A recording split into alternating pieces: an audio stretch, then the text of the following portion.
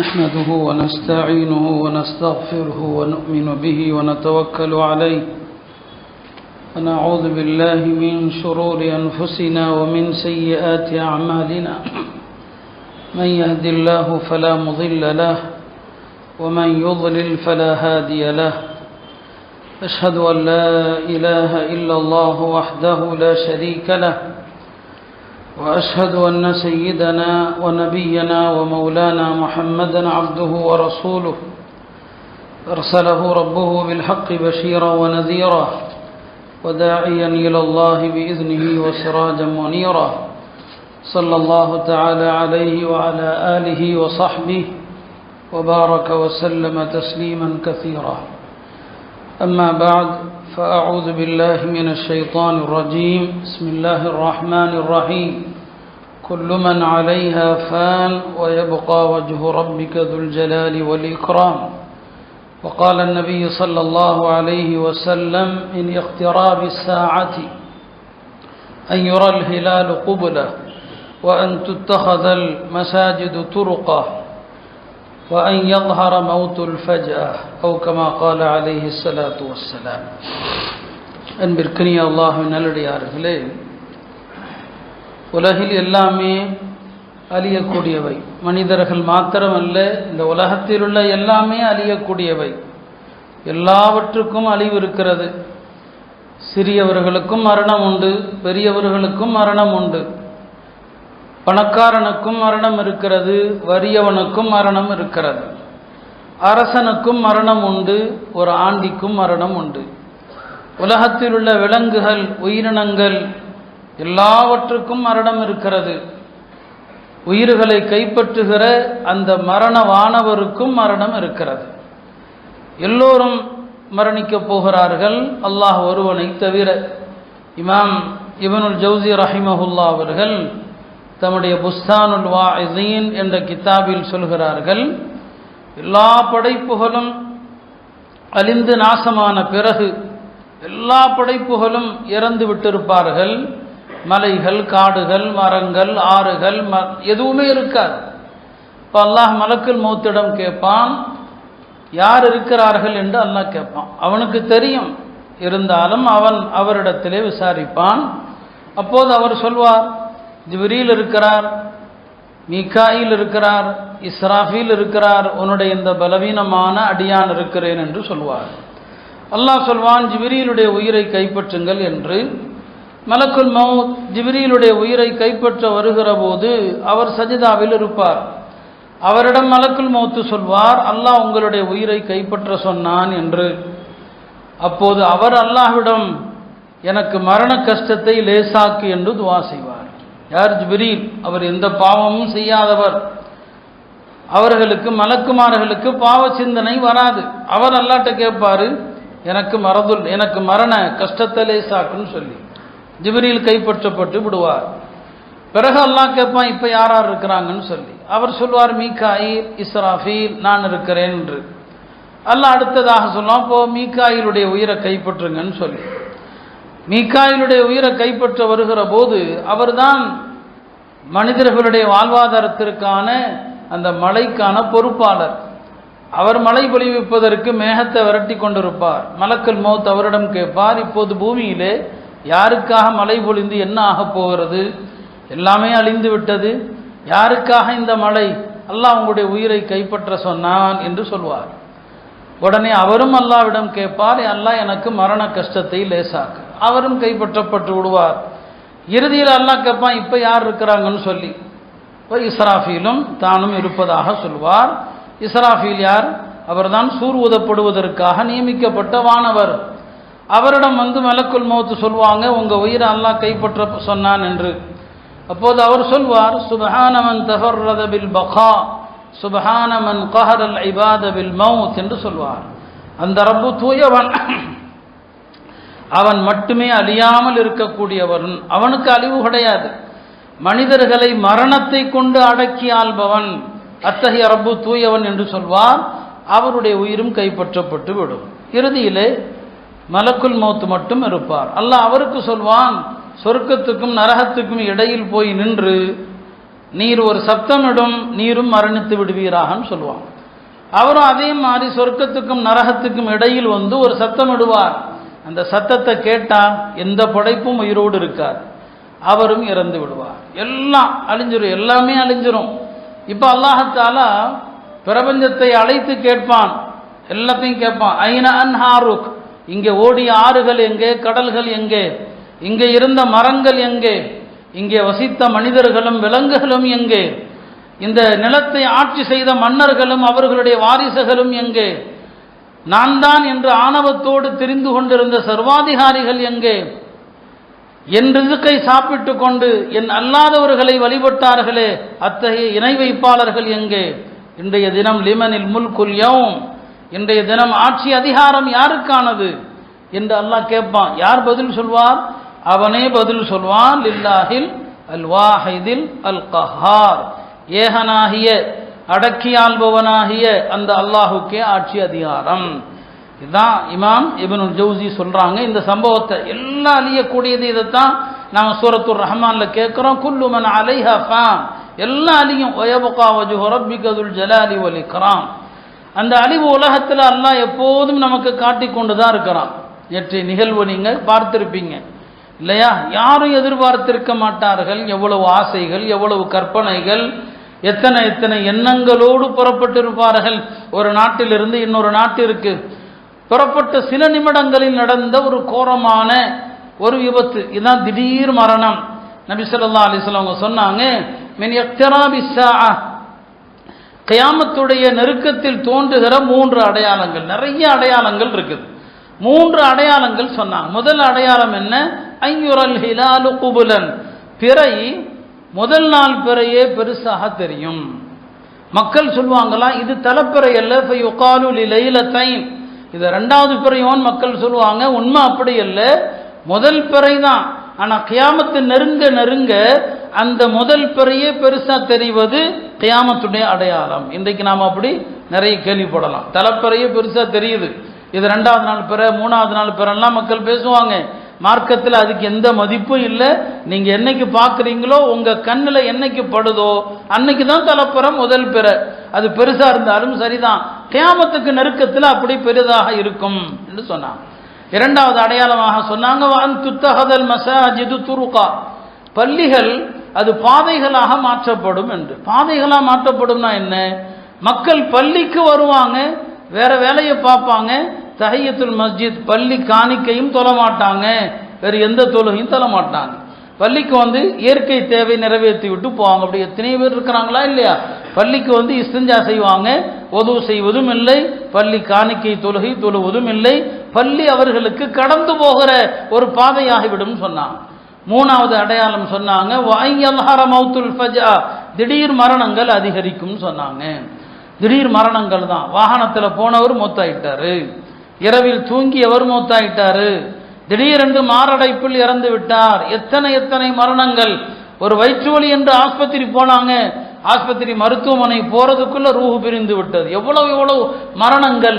திடீர் மரணங்கள் என்பது அதிகரிக்கும் கியாமத்துடைய நெருக்கத்தில் சொன்னாங்க. இந்த திடீர் மரணம் நல்லதா கெட்டதா என்றால் 2 விதமா ஹதீஸ் இருக்குது. திடீர் மரணம் என்பது அல்லாஹ்வின் கோபப்பிடி என்றும் ஒரு ஹதீஸ் இருக்கிறது. மௌத்துல் ஃபஜா அஹ்தத்து அஸஃபின், கோபப்பிடி. அதனாலதான் ஹதீஸ்ல பெருமானார் ஸல்லல்லாஹு அலைஹி வஸல்லம் அவர்கள் திடீர் மரணத்திலிருந்து பாதுகாப்பு தேடினார்கள். இன்னொரு வகையில திடீர் மரணம் அது ஒரு மூமினுக்கு நல்லது, நிம்மதி என்றும் வருது. உலமாக்கள் சொல்லுவாங்க, திடீர் மரணம் சிலருக்கு நல்லதுதான், திடீர் மரணம் சிலருக்கு கோபப்படிதான். நல்லது யாருக்கு? எந்த அடியான் எப்போதும் அல்லாஹ்வை சந்திக்க தயாராக இருக்கிறானோ அவனுக்கு மௌத்து எப்படி வந்தாலும் அவனுக்கு நிம்மதி தான், பிரச்சனை இல்லை. அப்படி சில அடியார்கள் இருந்தாங்க. இமாம் இப்னு மஹதி சொல்லுவாங்க, ஹம்மாது இப்னு சலமா என்று ஒரு பெரிய இமாம், அவரை பற்றி சொல்லுவாங்க, நீங்கள் அவர்கிட்ட போய் நீர் நாளை மரணிக்க போகிறீர் அப்படின்னு சொன்னா கூட அவருடைய அமல்ல எந்த கூடுதலும் இருக்காது. ஏன்னா அவர் ஏற்கனவே மௌத்துக்கு தயாராகிறவன். எப்படி அமல் செய்வானோ அப்படிதான் அவர் அமல் செய்யறாரு. நாளைக்கே மௌத்து வருதுன்னு சொன்னாலும் அவருடைய அமலில் முன்னேற்றத்துக்கு ஒண்ணுமே இல்லை. அவர் ஏற்கனவே அப்படித்தான் அமல் செய்கிறார். சஃப்வான் இப்னு சுலைம் என்பவரை பற்றி சொன்னாங்க, அவரிடம் நீங்கள் கியாமத்தே வந்து விட்டது என்று சொன்னாலும் அவருடைய அமலில் எந்த மாற்றமும் இருக்காது. என்ன, ஏற்கனவே அவர் மௌத்துக்கு தயாராக தான் இருக்கிறார். அவங்களுக்கு எப்படி மௌத்து வந்தால் என்ன, நல்ல மௌத்து தான். அவங்க யாரையும் ஏமாத்தி இருக்க மாட்டாங்க, யார்த்தையும் கடன் வாங்கி கொடுக்காம இருந்திருக்க மாட்டாங்க, அவங்க எந்த வசியத்தையும் செய்ய வேண்டிய தேவை இருக்காது. அல்லாஹ்வுடைய கடமையை நிறைவேற்றி இருப்பாங்க, மனிதர்களுடைய கடமைகளை நிறைவேற்றி இருப்பாங்க. அவர்களுக்கு திடீர் மரணம் நல்லது தான், அவங்கள பொறுத்த வரைக்கும் கவலை இல்லை. திடீர் மரணம் யாருக்கு கெட்டது? யாருக்கு பல வகையான கடமைகளை நிறைவேற்றாமல் அல்லாஹ்வுடைய கடனும் வச்சிருக்கிறார். ஹஜ் கடமையாச்சு, ஹஜ் செய்யல. ஜக்காத்து கடமை இருந்தது, ஜக்காத்து கொடுக்கல. மனிதர்களுடைய உரிமைகள் பலவற்றை வாங்கியிருக்கிறார், அவற்றை நிறைவேற்றல. எந்த வசியத்தையும் செய்யல, திடீர்னு மொத்தம் போயிட்டாரு. அவருக்கு கெட்ட மரணம். ஏன்னா அவர் வசியத்தை செஞ்சிருக்கணும், இன்னார் இன்னாரிடம் கடன் வாங்கியிருக்கிறேன் அதை கொடுங்கன்னு வாரிசுகளுக்கு சொல்லி இருக்கணும். எதையுமே செய்யல, அவர்களுக்கு கெட்ட மரணம். எனவே எப்படி மரணம் என்பது அது அவருடைய நிலையை பொறுத்துன்னு சொன்னான். நேற்று நடந்ததும் ஒரு கோரமான மரணம் தானே. நபி ஸல்லல்லாஹு அலைஹி வஸல்லம் அவர்கள் சில மரணங்களை குறிப்பாக சொல்லி பாதுகாப்பு தேடுவாங்க. யா அல்லாஹ், கட்டிட இடிபாடுகளில் சிக்கி மரணிக்க கூடாது, மேலிருந்து கீழே விழுந்து இறந்து மரணிக்க கூடாது. மீனல் ஹதிமி ஒ தரத்தி, இப்போ நேற்று மேலே இருந்து விமானம் கீழே கிதிக்கினாங்க, விழுந்து செத்து போனாங்க. அதே போலதான் ஒல் ஹரக்கி, வெள்ளத்தில் சிக்கி இறந்துடக்கூடாது. ஒல் ஹரக்கி, தீ விபத்தில் இறக்கக்கூடாது. வெடித்து செதறி நேற்று நடந்ததுங்க தீ விபத்து. இதிலிருந்தெல்லாம் பெருமானார் ஸல்லல்லாஹு அலைஹி வஸல்லம் அவர்கள் பாதுகாப்பு தேடினார்கள். அருமையானவர்களே, இறந்தவர்கள் பெரும்பாலும் முஸ்லீம் அல்லாதவர்கள், முஸ்லீம்கள் என்று யாரையும் நாம பார்க்கல. இறந்தவர்கள் முஸ்லீம் அல்லாதவர்கள் என்று சந்தோஷத்துக்கு சொல்லல. நாம சொல்ல வந்தது, இத்தோடு வாழ்க்கை முடிஞ்சிருச்சா, இத்தோடு அவங்களுடைய எல்லாம் முடிஞ்சு போச்சா, இந்த கஷ்டத்தோட அவங்க எவ்வளவு பெரிய துன்பம். ஒன்று விமானம் சிக்கலில் ஆபத்து என்று தெரிந்ததுமே மரணத்தை கண்ணில் பார்க்குறாங்க. இப்போ சாலைகள்லையும் விபத்து நடக்குது. சாலை விபத்தில் கண் சிமிட்டும் நேரத்தில் மோதி இறந்துட்டா என்ன நடந்துச்சுன்னே அவனுக்கு தெரியாது. விமான விபத்து அப்படி இல்லை. விமானம் பிரச்சனையில் இருக்குதுங்கிறத முதல்ல விமானியும் அங்குள்ளவர்களும் அறிவித்த பிறகு எங்கே போய் மோத போகுது, எங்கே விழ போகுது, கடலில் விழ போகுதா, தரையில் விழ போகுதா, வெடிக்க போகுதா, எவ்வளோ பெரிய பாருங்க. மௌத்துக்கு முன்னாலேயே மரண பயம், மரணத்தை கண்ணில் பார்த்து இறக்கிற மரணம். இதான் கொடிய மரணங்கள். அல்லாஹ்விடம் பாதுகாப்பு தேடுவாங்க. அல்லாஹ்வுடைய நல்லடியார்களுடைய துவாக்கள் எவ்வளோ அழகா செய்வாங்கன்னா, அல்லாஹ் உன்னை சந்திக்கிற நாள் எங்களுடைய வாழ்நாளில் சிறந்த நாளாக அமையட்டும், எங்களுடைய வாழ்க்கையின் இறுதி காலம் சிறந்த காலமாக அமையட்டும், எங்களுடைய அமல்களுடைய இறுதி சிறந்ததாக அமையட்டும். இப்படிதான் துவா செய்வாங்க. இறந்தவன் எவ்வளவு எவ்வளவு கற்பனைகளோடு இருந்திருப்பான். இதோட முடிஞ்சிருச்சு. அடுத்து அவன் சந்திக்க போறது என்ன? அடுத்து கபருடைய வாழ்க்கை, அடுத்து மஹ்ஷருடைய வாழ்க்கை, அடுத்தடுத்து சந்திக்க போவது என்ன? நாம் யோசிக்கிறதே இல்லை. எவ்வளவு சந்தர்ப்பங்கள் மரணங்களை நாம் பார்த்தாலும் கேள்விப்பட்டாலும் இத்தகைய ஒரு நிலை எனக்கு ஏற்பட்டால் என்னவாவது நாம் சிந்திக்கல. பெருமானார் ஸல்லல்லாஹு அலைஹி வஸல்லம் அவங்க ஒவ்வொரு மரணத்திலும் ஒரு செய்தியை கற்றுத்தருவாங்க. ரசூல் ஸல்லல்லாஹு அலைஹி வஸல்லம் அவங்களை கடந்து ஒரு ஜனாசா ஒன்று போகிறது. நபி ஸல்லல்லாஹு அலைஹி வஸல்லம் சொன்னாங்க, முஸ்தரீஹுன் முஸ்தராஹும் மின்ஹு அப்படின்னு சொன்னாங்க. முஸ்தரீஹ்னா ஓய்வு எடுக்க போகிறார், முஸ்தராஹ மின்ஹுனா ஓய்வு அளித்து விட்டு போகிறார் அப்படின்னு சொல்றாங்க. சஹாபாக்கள் கேட்கிறாங்க, யா ரசூலல்லாஹ், மல் முஸ்தரீஹ் வமல் முஸ்தராஹு மின்ஹு, முஸ்தரீஹ்னா என்ன, முஸ்தராஹு மின்ஹுனா என்ன? ஒவ்வொரு ஜனாசாவிலும் ஒரு பாடத்தை சொல்லி கொடுப்பாங்க.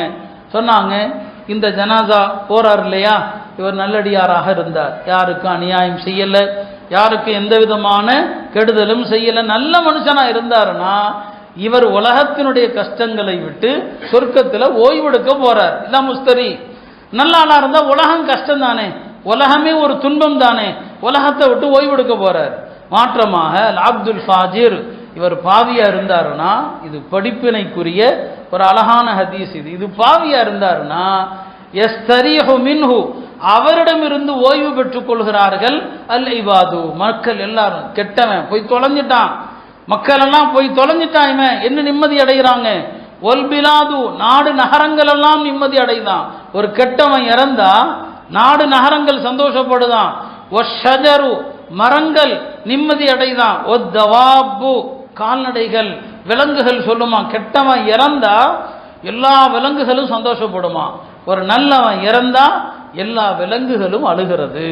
அப்போ ஒரு ஜனாசா போகுதுன்னா அந்த ரெண்டு நிலை தாங்க, முஸ்தரீஹா முஸ்தராஹ் மின்ஹுவா, ஓய்வு எடுக்க போறாரா அல்லது மக்களுக்கு இவ செஞ்ச அநியாயத்திலிருந்து ஓய்வை கொடுத்து விட்டு போகிறாரா என்று பெருமானார் ஸல்லல்லாஹு அலைஹி வஸல்லம் அவர்கள் இந்த ரெண்டு தான் நமக்கு ஒவ்வொரு ஜனாசாவிலும் கற்றுத் தருவாங்க.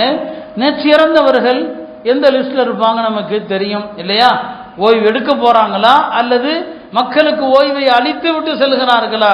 இதான் மரணம் நமக்கு கற்றுத்தருகிற பாடமாக இருக்கிறது. ஆக திடீர் மரணங்கள் யாருக்குமே நிகழக்கூடாது, யாருக்குமே வரக்கூடாது. உலக அழிவுக்கு முன்னால இதெல்லாம் நடக்கும் என்று ரசூல் ஸல்லல்லாஹு அலைஹி வஸல்லம் எச்சரித்தாங்க. அருமையானவர்களே, ஒரு மூமினை பொறுத்த வரைக்கும் அவருக்கு மரணம் என்பது மகிழ்ச்சி தான். மரணம் மகிழ்ச்சி இல்லையா? ஹராம் இப்னு மில்ஹான் என்ற சஹாபி பீர மவுனால எதிரிகளால தாக்கப்படுறாரு. அம்பு அவருடைய முதுகில் குத்தி அவருடைய மார்பு வழியாக வெளியே வருகிறது. அவர் ரத்தத்தை முகத்திலிருந்து நெத்தியிலிருந்து ரத்தத்தை தொடச்சிக்கிட்டே சொன்னாரு, ஃபுஸ்து வரப்பில் கஅபா, கஅபாவுடைய ரப்பின் மீது ஆணையாக நான் வெற்றி பெற்று விட்டேன்னு சொன்னார். இவங்க மௌத்துடைய நேரத்தில் அந்த ரத்தம் வெள்ளத்தில் மிதக்கிறாரு. ஃபுஸ்து வரப்பில் கஅபா, காபாவுடைய ரப்பின் மீது ஆணையாக நான் ஜெயிச்சிட்டேன்னு சொல்றாரு. ஒரு மனுஷன் ஜெயிச்சிட்டேன் அப்படின்னு சொல்லுகிற இடம் அந்த இடம் தான், மரண நேரம் தான். வெற்றி தோல்வி அங்கதான் இருக்குது. சொன்னா நான் ஜெயிச்சிட்டேன். எவ்வளவு பெரிய விஷயம் பாருங்க. அந்த நேரத்தில் ஃபுஸ்து வரப்பில் காபா என்று இமாம் அபுல் ஹசன் நத்வி சொல்லுவாங்க. அவருடைய அந்த வார்த்தையை கேட்டு நிறைய காஃபிர்கள் முஸ்லீமானாங்க. ஏன்னா என்னடா இறக்க போற நேரத்தில் ஒரு ஆள் நான் ஜெயிச்சிட்டேன்னு சொல்றான்னா அப்ப அதுக்கு பின்னால ஏதோ ஒன்று இருக்கிறது. நாம் இறக்கும் போது சொல்லணும் நான் வெற்றி அடைந்து விட்டேன், ஃபுஸ்து வரப்பில் காபான்னு சொன்னாங்க. அப்ப சஹாபாக்கள் சொர்க்கத்தை நேரில் பார்த்தாங்க.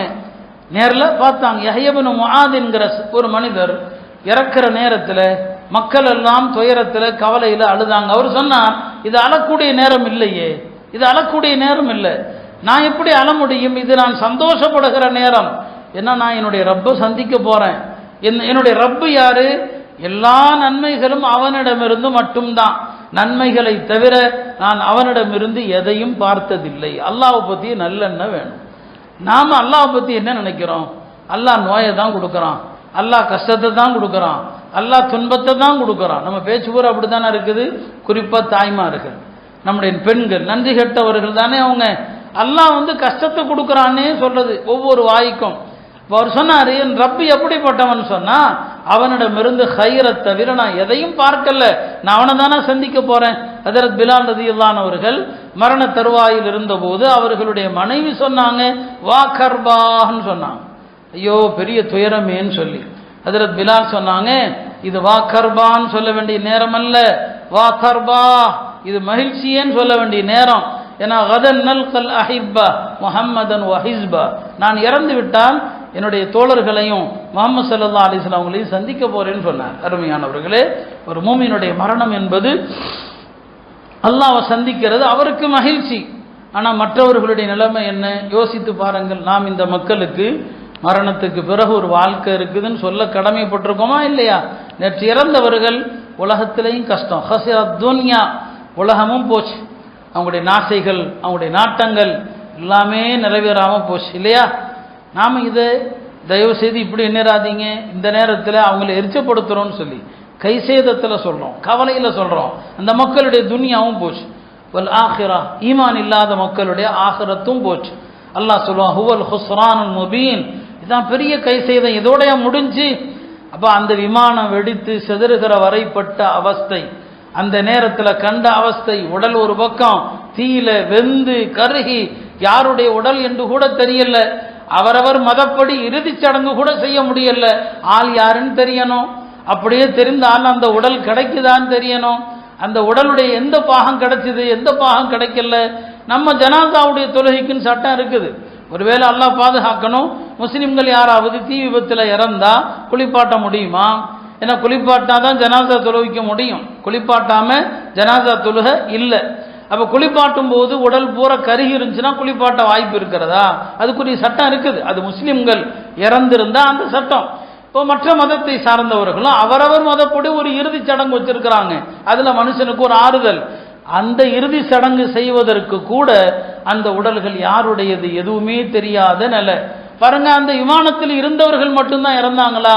இல்லை, அது ஒரு கட்டடத்தில் விழுந்து அந்த கட்டடத்தில் இருந்த அது ஒரு மருத்துவர்கள் தங்குவதற்கான விடுதி, அதில் இருந்தவர்கள் இறந்துட்டாங்க. அவங்க யோசிச்சிருப்பாங்களா, நேற்றைய தினம் மதிய உணவு சாப்பிட்டு கொண்டிருக்கிற நேரம், இன்னைக்கு இதான் நம்முடைய கடைசி சாப்பாடு, இதான் நம்முடைய கடைசி உணவு என்று யாராவது அவர்கள் கற்பனை செஞ்சிருப்பாங்களா? அத்தனை பேரும் என்னங்க இறந்து விட்டார்கள். பலரும் மிக மோசமான நிலையில, உயிர் பிழைப்பது கடினம் என்கிற நிலையில மருத்துவமனையில் இருக்கிறாங்க. யோசிச்சு பாருங்க, இந்த மக்களுடைய மரணத்திற்கு பிந்தைய நம்ம உறுதியாக சொல்ல முடியாது, அல்லாஹ் அறிவான். ஆனால் வெளிப்படையான நிலை என்ன? ஈமான் கொள்ளாத மக்கள், அவர்களுடைய அடுத்த நிலை என்ன? நாம யோசிக்கணும், முஸ்லிம்களாக நாம யோசிக்கணும். இந்த நிலை நமக்கு திடீர்னு மரணம் வந்துருச்சுன்னா என்னுடைய நிலை என்னவா இருக்கும் நாம யோசிச்சு பார்க்கணும். இதோட முடியலையே, அடுத்து பர்ஸக்னு ஒரு உலகம், அதுக்கு பிறகு மஹ்ஷர்னு ஒரு உலகம், அதுக்கு பிறகு சிராத்துல் முஸ்தகீம்னு ஒரு உலகம், அதுக்கு பிறகு நரகமோ சொர்க்கமோ. வாழ்க்கை எவ்வளவு பயணம் இருக்குது. இந்த பயணம் அகமதாபாத்திலிருந்து லண்டன் வரைக்கும் போற பயணம் சரி தோத்து போயிட்டாங்க, இந்த பயணம் நிறைவேறல, இந்த பயண திட்டம் தோல்வியில முடிஞ்சிருச்சு. ஆனா அவர்கள் அல்லாஹ்வை ஈமான் கொண்டிருந்தா, மறுமை ஈமான் கொண்டிருந்தா, பெருமானார் ஸல்லல்லாஹு அலைஹி வஸல்லம் ஈமான் கொண்டிருந்தா, இந்த பயணம் தோல்வியானாலும் அவர்களுடைய அடுத்த பயணமாவது வெற்றி அடைந்திருக்கும். ஆனா அடுத்த பயணம் அப்படி இல்லையே, அடுத்த பயணம் அப்படியா இருந்தது. அப்ப அவங்களுடைய சக்கராத்தும் கடினமான சக்கராத், எல்லாருக்குமே சக்கராத்து கஷ்டம்தான், நல்லவர்களுக்கு கூட. ஹஜரத் அபூபக்கர் ரலியல்லாஹு அவர்கள் மரண தருவாயில் இருக்கும் போது ஹஜரத் ஆயிஷா ரலியல்லாஹு அன்ஹா பக்கத்தில் ஒரு கவிதை ஒன்றை படிக்கிறாங்க. யாரான ஆயிஷா. அந்த கவிதையும் தப்பான கவிதை அல்ல. அந்த கவிதையில என்ன சொல்லுவாங்க, அன்னை ஆயிஷா அவர்கள், எந்த மனிதனையும் அவனுடைய செல்வம் மரணத்திலிருந்து ஒருபோதும் பாதுகாக்காது. செல்வம் இருக்குதுங்க, மரணத்திலிருந்து இந்த செல்வம் பாதுகாக்குமா? இல்லை, மரணத்திலிருந்து ஒருபோதும் பாதுகாக்காது. உயிர் தொண்டை குழியை அடைத்து விட்டால் அப்படின்னு ஒரு கவிதையை படிக்கிறாங்க. ஹஜரத் அபூபக்கர் சொன்னாங்க, யா புனையா, மகளே, இது இந்த கவிதை படிக்கிற நேரம் அல்ல. கவிதையின் கருத்தென்னவோ சரிதான், ஆனா இது இந்த கவிதை படிக்கிற நேரம் அல்ல. ஒகூலி, இந்த நேரத்தில் இந்த வசனத்தை சொல். வஜாஅத் சக்ரத்துல் மௌதி பில் ஹக், வஜாஅத் சக்ரத்துல் மௌதி பில் ஹக்கி, நிச்சயமாக மரண கஷ்டம் உண்மையை கொண்டு வந்து நிறுத்திவிட்டது. மரண நேரத்தில் எல்லாம் கண்முன்னால தெரிஞ்சிடும், உண்மை எது அசத்தியம் எது தெரிந்துவிடும். ஹஜரத் உமர் ரலியல்லாஹு அவர்கள் மௌத்தாகிற நேரத்தில் மகனிடம் சொன்னாங்க, மகனே, என்னை இறக்கி, என் கட்டிலை விட்டு இறக்கி என்னை தரையில போடுன்னு சொன்னாங்க. என்னுடைய கன்னங்கள் இந்த மண்ணில் படட்டும்னு சொன்னாங்க. ஏன்னா அந்த நேரத்திலேயாவது அல்லாஹ் என் மீது கருணை காட்டட்டும் என்று சொல்லிவிட்டு சொன்னாங்க, யா வைல உமர் இல்லம் யர்ஹமுல்லாஹ், இந்த உமருக்கு அல்லாஹ்வுடைய ரஹமத்து கிடைக்கல, உமரும் நஷ்டவாளின்னு சொன்னாங்க. எப்பேற்பட்ட மகான், எவ்வளவு பெரிய நீதிமான் அந்த உமர் ரலியல்லாஹு அவர்கள். மரண நேரத்தில் சொல்றாங்க, உமருக்கு அல்லாஹ் கருணை காட்டல, உமருக்கும் நாசம்தான். நாம எவ்வளவு தைரியமா இருக்கிறோம், எவ்வளவு அநியாயங்கள், எவ்வளவு அட்டூழியங்கள் எல்லாம் செய்யறோம். ஆனா நாம பயம் இல்லாம தானே இருக்கிறோம். அல்லாஹ்வுடைய ஒரு நீதிமன்றம் இருக்கிறது, அதுதான் கடைசி நீதிமன்றம். உலகத்தில் ஒரு நீதிமன்றத்தில் வாங்கின தீர்ப்பை இன்னொரு நீதிமன்றம் மாற்றிடலாம் இல்லையா? அப்படிதான் நடக்கு. சென்னை உயர் நீதிமன்றத்தில் ஒரு தீர்ப்பு, மேல்முறையீட்டுக்கு போறான், அங்க போய் இன்னொரு தீர்ப்பு. இதெல்லாம் உலகத்தில். மறுமையில் ஒரு நீதிமன்றம், அதுதான் பயங்கரமான நீதிமன்றம். அங்க நீதி வழங்க போகிறவன் யார்? அஹ்கமுல் ஹாக்கிமீன், எல்லா நீதியாளர்களுக்கும் நீதிமானாகிய அல்லாஹ் தான் அங்க நீதிபதியா இருப்பான். அங்க தீர்ப்பு எந்த மாற்றத்திற்கும் உள்ளாகாது.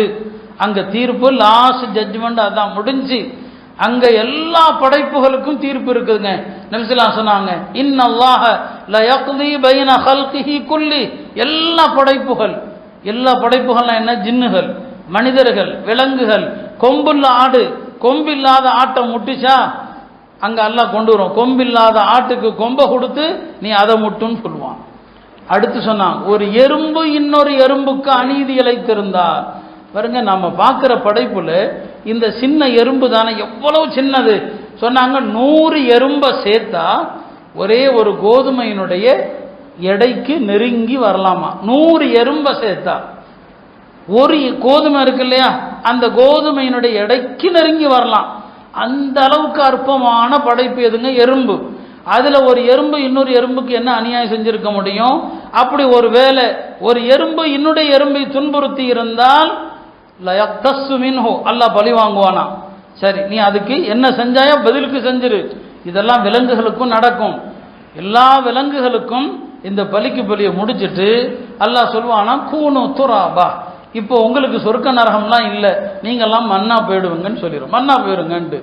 அப்போதான் காஃபிர்லாம் சொல்லுவானா, ஆஹா இந்த மாதிரி நமக்கும் நடந்துட்டா பரவாயில்லை, நாம யாருக்கெல்லாம் அநியாயம் செஞ்சோமோ அவர்களை எல்லாம் கூப்பிட்டு வந்து நம்ம முன்னால எப்பா உலகத்தில் வெண்ணெய் வெட்டினேன் இங்க என்ன வெட்டுன்னு சொல்லிட்டு மண்ணா போயிட்டா பரவாயில்லையே. அப்பதான் காஃபிர்கள் சொல்லுவாங்க, குர்ஆன் சொல்லுது, யகூலுல் காஃபிரு யா லைத்தனி குந்து துராபா. காஃபிர் சொல்லுவான், ஐயோ நானும் இப்படி மண்ணா இருக்கலாமேன்னு சொல்லி. ஆட்சி குர்ஆன் என்னங்க சொல்லு, நானும் மண்ணா. ஆனா காஃபிருக்கு அது நடக்காது. அதுக்கப்புறம் இருக்குது நிரந்தர நரகம் இருக்குது, உலகத்தில் அநியாயம் செஞ்சவனுக்கெல்லாம் நடக்கும். அப்ப எறும்புக்கு செஞ்சதுக்கும் பிரச்சனைன்னா மனிதர்களுடைய ஹக்குகளை யோசிச்சு பாருங்க. பெருமானார் சொன்னாங்க, மறுமையில பல வழக்குகள் இருக்கிறது. அதுல முதல் வழக்காளி யாரு தெரியுமா? நமக்கு எதிராக வரப்போற முதல் வழக்காளி நம்முடைய பக்கத்து வீட்டுக்காரன் தான் வருவானா. அல்லாஹ்ட்ட சொல்லுவானா, யா அல்லாஹ் பக்கத்து வீட்டுக்காரன் என்கிற உரிமையை இவன் எனக்கு கொடுக்கவே இல்லை, அதை விசாரின்னு சொல்லுவானா. பக்கத்து வீட்டுக்காரன் வருவான், நீங்க செஞ்ச அநியாயம், நம்ம பக்கத்து வீட்டுக்கு நல்லாவே அநியாயம் செய்வோம். நம்ம வீட்டு பொருளை தூக்கி அவங்க வீட்டு முன்னால வச்சிருவோம், நம்ம வீட்டு குப்பையை தூக்கி அங்க போட்டுருவோம். இதெல்லாம் நமக்கு உலகத்துல நம்ம கை ஓங்கி இருக்குது, அவன் என்ன நம்மளை கேட்கறது அப்படின்னு நினைச்சுக்கிறோம். நீங்க பக்கத்து வீட்டில் போட்ட குப்பையிலிருந்து, பக்கத்து வீட்டில் எடுத்து வச்ச பொருள்களிலிருந்து எல்லாவற்றுக்கும் அவர் அல்லாட்ட வருவார். எல்லாம் இவன் செஞ்சான், எல்லாம் பெற்றோருக்கு பிள்ளைகள் அநியாயம் செஞ்சிருந்தா அங்க கணவன் மனைவி எல்லாம் விசாரணை. அல்லாஹ்வுடைய அந்த நீதிமன்றத்தில் விசாரணை இருக்குது. யாருமே தப்ப முடியாது, யாரும் தப்ப முடியாது அந்த நீதிமன்றத்தில். அப்ப இதெல்லாம் யோசித்து ஒரு மோமின் தன்னுடைய வாழ்க்கையை யோசிக்கணும். நம்முடைய எத்தனை கொடுக்கல் வாங்கல் தவறாக இருக்குது, ஹுகூக்குகள் எவ்வளவு தவறா இருக்குது. 60 வருஷம் தொழுதாரு, 60 ஹஜ் பண்ணாரு, 60 வருஷம் நீங்க சதக்கா செஞ்சாரு. இந்த நன்மைகள் எல்லாம் இவருடைய ஏட்டில் தானங்க இருக்கணும், அதெல்லாம் அடுத்தவன் ஏட்டுக்கு போயிடும். இவர் தொழுத நன்மை, இவருடைய ஹஜ்ஜுடைய நன்மை, இவருடைய சதக்காவுடைய நன்மை யாருக்கு போயிடும்? அடுத்தவருக்கு மறுமையில் நடக்கும். அது எப்படிங்க? அது பெருமானார் சொன்னாங்க, இவர் யாரையாவது திட்டி இருப்பார், யார் மீதாவது அவதூறு கூறி இருப்பார், யாரையாவது அடித்திருப்பார், யாரையாவது கொலை செய்திருப்பார். இதெல்லாம் அவங்களுடைய ஹக்குகளில் இவர் செஞ்ச எல்லாமே அடுத்தவனுக்கு போயிடும்னு சொன்னாங்க. அருமையானவர்களே, ஆக மரணங்கள் உலகத்தில் நிகழ்ந்து கொண்டே இருக்கிறது. இவர்களுடைய வாழ்க்கை, இவங்களுடைய பர்சஹ், இவங்களுடைய மறுமை நிலை எவ்வளவு மோசமா இருக்கும் யோசிச்சு பாருங்க. துனியாவும் போச்சு, ஆகரத்தும் போச்சு. நமக்கு அதுல படிப்பின இருக்குதா இல்லையா? நாம ஏமாற்றத்தில் இருக்கிறோம், நேரம் நாம சொர்க்கம்தான் போவோம். நல்லடியார்கள் பயந்தாங்க, ஆனா நாம அச்சமிட்டு இருக்கிறோம். நம்முடைய மரண வாழ்க்கை ஒரு திடீரென்று ஒரு மரணம் வந்துட்டா நம்முடைய நிலை என்னவாகும்? எந்த பயமும் எந்த அச்சுறுத்தலும் இல்லாம நாம இருக்கிறோம். நம்முடைய கொடுக்கல் வாங்கல்கள் எல்லாமே தவறான பொருளீட்டல்கள் முறை. இந்த ஒரு பயானாக நான் யோசித்திருந்ததும் அதுதான். நாம் எத்தனை வகையான தவறுகள் இன்றைக்கு ஹலால் ஹராம யோசிக்காம பண்றோம். இந்த ஆன்லைன் கொடுக்கல் வாங்கல், ஆன்லைன் வர்த்தகம் அப்படின்னு இன்னைக்கு நடக்குது. இப்போ அதில் ஷரியத்தை பற்றி யாருமே கேட்கறது இல்லை. வீட்டில் இருந்து கொண்டு பெண்களும் கூட ஆன்லைன் வர்த்தனங்க பண்ணுறாங்க. என்ற கூட ஒரு அம்மா கேட்டிருந்தாங்க ரமதானில், அது என்னன்னு கூட எனக்கு தெரியல, நான் அதை என்னன்னு விசாரித்து பிறகு சொல்கிறேன். ஏதோ டிராப் ஷிப்பிங்னா என்னமோ ஒரு வியாபாரத்தை பற்றி கேட்டான். அது குறித்த விளக்கம் சொல்லுங்க, நான் பதில் சொல்லேன்னு சொல்லியிருந்தேன். பிறகு அதற்கான தீர்வையும் பார்த்தேன். இப்படி ஆன்லைன் மூலமாக நடக்கிற வணிகங்கள், அதில் கூடா வணிகங்கள் அதிகம். அதை ஜாயிஸாக்குறதுக்கான வழிகள் என்ன, மார்க்கை எப்படி சொல்லுதோ அப்படி செய்யணும் என்றுதான் நான் இன்றைய பயான அமைக்க எண்ணி இருந்தோம். ஆனாலும் இந்த சம்பவத்தை ஒட்டி மரணத்தை கொஞ்சம் கண்முன்னால நம்ம கொண்டு வரணும். இது யாருக்கோ எங்கேயோ நடக்குது தான் நம்ம நினைக்கிறோம். ஒவ்வொரு நாளும் ரோட்டில் விபத்து நடக்குது. அன்னைக்கு நான் ஒரு பகுதிக்கு ஊரில் போயிட்டு வர்றேன், என் கண்முன்னால 2 வாகனங்கள் மோதிக்கொண்டு, மிக பயங்கரமாக மோதிக்கொண்டது. நாம வாழ்க்கையில் தினசரி வாகன விபத்துகளை பார்க்குறோம். இது போன்ற விமான விபத்துகள் அவ்வப்போது நடக்குது. மொத்தமாக இருந்த எல்லாரும் காலி. ரப்பு தான் உயிரை கைப்பற்றுகிறான், அவன் நாடியவர்களை உயிர்ப்பிக்கிறான், அவனுக்கு மரணம் இல்லை. வஹுவல் ஹய்யுல் லதீ லா யமூத். நபிஸல்லாஹு காலையிலும் மாலையிலையும் அல்லாஹ்வை துதிக்கும் போது இப்படி துதிப்பாங்க, வஹுவல் ஹய்யுல் லதீ லா யமூத். அவன் தான் மரணம் இல்லாத நித்திய ஜீவன். பாருங்க, 240 பேரோ அதுக்கு மேல 1-2 பேர், அதுல ஒருத்தன் மட்டும் தப்பிக்கிறான். எவ்வளவு பெரிய அதிசயம் பாருங்க. அதுல ஒரு ஆள் தப்பிக்கிறான். அவன் எப்படி தப்பிச்சாங்கிறதெல்லாம் வேற விஷயம். ரப்புடைய நாட்டம் தான் அப்படிங்கிறத அத்தனை பேருக்கும் இறப்பு விதிக்கப்பட்ட இடத்துல ஒரு உயிருக்கு இப்போ மரணம் இல்லை. மலக்குல் மௌத்துக்கு அல்லாஹ் சொல்லிட்டான், இவன் உயிரை இப்போ வாங்காத, இவன் உயிரை. உடனே பாருங்க மீடியாக்கள் அவங்களுக்கு ஆகிரத்தை பற்றி நம்பிக்கை இல்லை. மரணத்தை வென்ற மனிதன் தலைப்பு, மரணத்தை வென்ற மனிதனா. என்னையா இது? கண்முன்னால நடக்கிற இந்த கொடூர விபத்தையும் இத்தனை பேருடைய மரணத்தையும் பார்த்த பிறகும் மரணத்தை வென்ற மனிதன் என்று எப்படி உங்களால் போட முடிகிறது? ஏன் ஈமான் இல்லை? நாம என்ன சொல்லி கொடுப்போம்? மரணம் இறைவன் கையில் இருக்கிறது என்பதற்கான சான்று. அவன் நாடுகிற நேரத்தில் வரும், ஒரு நிமிஷம் முந்தாது பிந்தாது. அதே விமானத்தில் அன்னைக்கு இறக்கக்கூடாது என்று யாரை அல்லாஹ் நாடி இருக்கிறானோ அவனே அல்லாஹ் உட்கார வச்சிருக்கிறான். எங்கையில தான் இருக்குது. விமானம் வெடித்து சிதறட்டும் அல்லது எரிஞ்சு சாம்பலாகட்டும், அந்த இடத்திலேயும் நான் நினைத்தால் ஒரு மனுஷனை காப்பாற்ற முடியும், என்னுடைய நாட்டத்தில் இருக்குது என்பதைத்தானே அல்லாஹ் இந்த சம்பவத்தில் உணர்த்துகிறான். எனவே அருமையானவர்களே, ஆரம்பத்தில் சொன்ன ஹதீஸை நினைத்து பாருங்கள். திடீர் மரணங்கள் அதிகரிக்கும். அப்படிப்பட்ட ஒரு கியாமத்துடைய காலத்தில் நெருக்கமான அடையாளங்கள் தோன்றிவிட்ட காலத்தில் வாழ்கிறோம். எனவே பாவங்களிலிருந்து மீள வேண்டும். நம்முடைய கொடுக்கல் வாங்கல் வியாபாரங்கள் தூய்மையாக இருக்க வேண்டும். இந்த நிகழ்வுகளிலிருந்து பாடத்தை கற்றுக்கொண்டு நம்முடைய மறுமைக்கு தயாராக வேண்டும். இது போன்ற நிகழ்வுகளை அப்படிதான் நம்ம பார்க்கணும். இன்றைய ஊடகங்கள் சோசியல் மீடியாக்களுக்கு இதெல்லாம் வருமானத்தை ஈட்டுகிற செய்தி. ஒரு 4 நாளைக்கு அதை பற்றியே பேசுவான். எல்லாம் திரும்ப திரும்ப திரும்ப ஒரே விஷயத்த பேசுவான். எந்த புது செய்தியும் சொல்ல மாட்டான். தலைப்பு புதுசாக ஏதாவது ஒன்று போட்டு விட்டுருவான். விமானத்தின் கடைசி நொடி காட்சிகள் அப்படின்னு ஒன்று போட்டு விட்டுருவான். உள்ள ஒன்றும் இருக்காது. ஏன்னா பார்வையாளர்கள் நிறைய கிடைக்கணும். நமக்கு அப்படி இல்லை. எல்லா நிகழ்வையும் மார்க்கத்தோடு ஒப்பிட்டு பார்க்கணும். எல்லாம் அல்ல அல்லாஹ் இது போன்ற கொடிய மரணங்களிலிருந்து நம்மை பாதுகாப்பானாக, நல்ல மரணத்தை தருவானாக, மரண நேரத்திலே கலிமாவை நசீவாக்குவானாக. அல்லாஹ்வை சிரித்து கொண்டே சந்திக்கிற நிலையிலே அல்லாஹ் நமக்கு மரணத்தை தருவானாக. வாஹிரு தஅவானா அல்ஹம்துலில்லாஹி ரப்பில் ஆலமீன்.